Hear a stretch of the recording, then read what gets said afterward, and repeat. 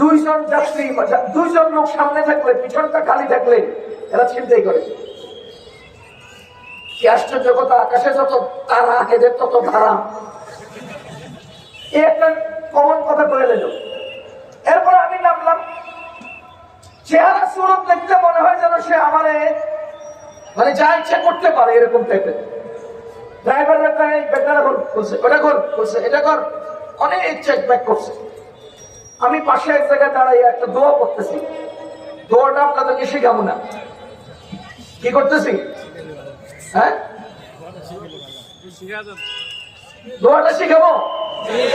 টাকা লাগবো, টাকা টাকা দিবেন?